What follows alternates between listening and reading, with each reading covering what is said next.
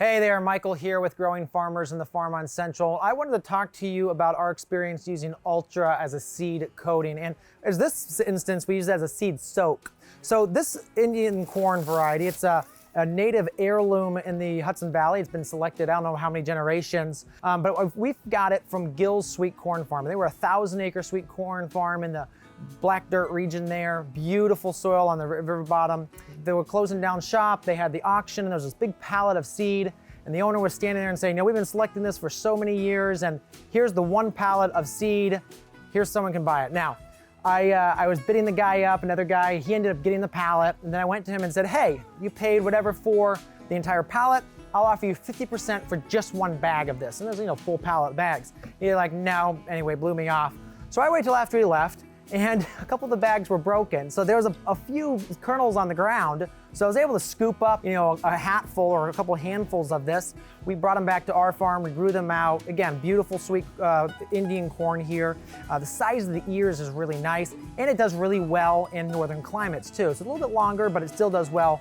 And actually here in Ohio, we had it mature by end of August, early September for us. So again, a little bit nicer, shorter day variety.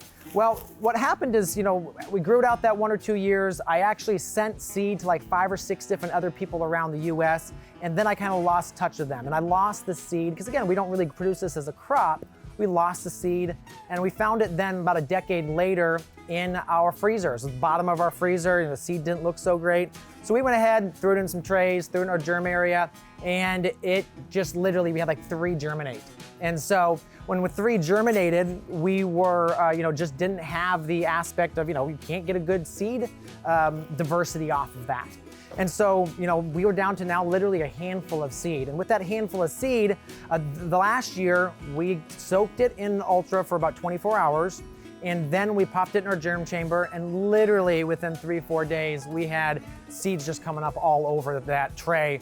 And we were able to then, transplant that out, get it out in the field, and produce a really good, successful crop. And so this is our second generation then from last, so obviously we grew out that little handful. This is the best of what that one handful was. And so we'll take this and now use this to go ahead and keep expanding that line out. But we were basically down to a couple hands of seed from finding and keeping that heirloom variety alive. And again, there might be someone else in the US that has that somewhere, but not that lineage of knowing exactly where it came from and preserving that. So we're super excited about using Ultra in this situation. And again, for those varieties which just get lost. So like, buffalo tomato, bolero carrot, they almost dropped on us. And I think the public outcry was so great that Beho brought it back. Some of those varieties that got lost, some of the Sadakoy melon there we lost. And that was one of the best tasting melons out there.